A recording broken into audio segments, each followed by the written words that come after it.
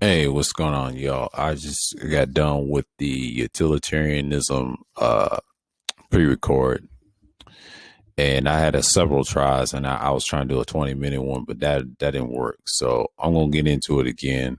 I'll make a premiere out of this, but let me see what I got here.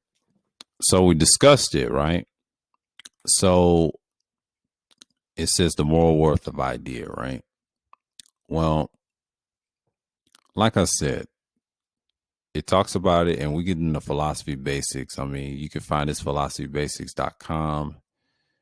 I've got another part right here. Let's see. There's a movement, and we're gonna just skim through because we did streams on these. Eventually, we're gonna do them. So we're gonna just I'm gonna put it in its proper place, and like I said, I'm gonna let me charge my phone real quick because I know people is gonna look at it.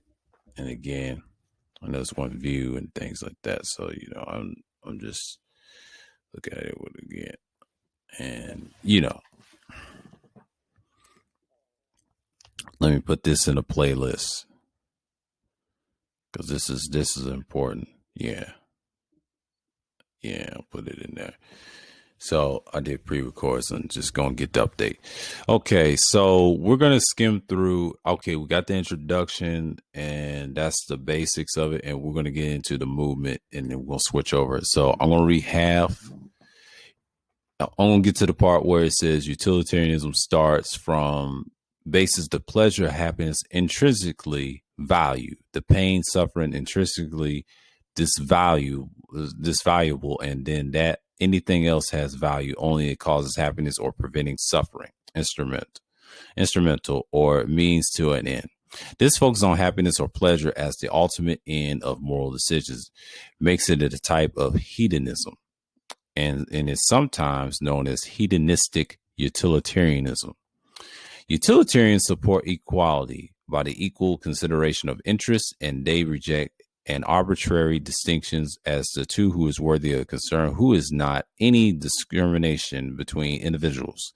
However, it does accept the idea of declining marginal utility, which recognize that the same thing furthers in the interests of well-off individual to a lesser degree, that it will be an interest of well-off individual. See, that's when we get into the meat of it. And so when we talk about it, it talks about this part right here. And here's when it comes. It is a form of consequentialism. It says the moral worth of the action is determined by its outcome or consequence. In the ends justify the means. We just did a pre-record on that. Y'all can check that out. As an opposed deontology, which regards the consequence of performing an act when determined its moral worth, and virtual ethics, which focuses on character rather than rules or consequence. The history of utilitarianism. I talked about this before. Edmund Burke, David Hume, the Greek philosopher Epicureanism, and it traces origins back to Epicureanism of Epicurus. Epicurus would be spelled Epicurus, Epicurus or Epicureanism. That's what it comes from. That philosophy, Greek philosophy back then. Then it started in the Victorian era, and they mentioned Jeremy Bentham, pain and pleasure, the intrinsic values of the world, rule of utility he created. And then you got your James Mill, the father of John Stuart Mill that created modern day liberalism. He deals with the qualitative utilitarianism. He's an intellectual and spiritual type. That's John Stuart Mill on liberty. And here's the thing on liberty. And he created liberalism, libertarianism, and some of Marxism influenced by Karl Marx. And then it's a form of consequentialism. And then you also have socialism.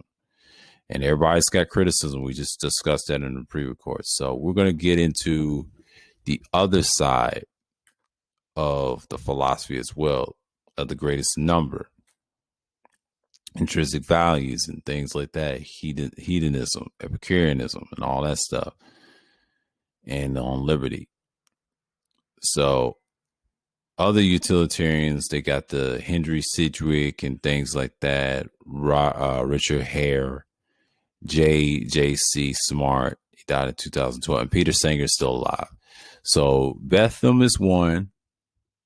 Mill, John Stuart Mill, Jeremy Betham, and John Stuart Mill includes Henry Sidgwick, G.E. Moore, Bertrand Russell, Richard Hare, J.J.C. Smart, 1920 to 2012, and Peter Singer still alive. Okay. So that's 1, 2, 3, 4, 5, 6, 7, 8 utilitarian philosophers. A lot of 9, but it's not 9, but it's 8 utilitarian philosophers. Actually 9 because his wife, and then the guy Massey, the classic, was actually 8 officially of this philosophy. But the nihilists, they just basically, it's dozens of them. There's a lot more of them versus this. But yeah, utilitarianism, you already know, it's the maximum of the greatest number. So, it's just a little reference and expound on what I've seen lately in all times. But yeah, man, that's just one of the things that I've seen lately. And that's just, I'm just tired, like, I mean,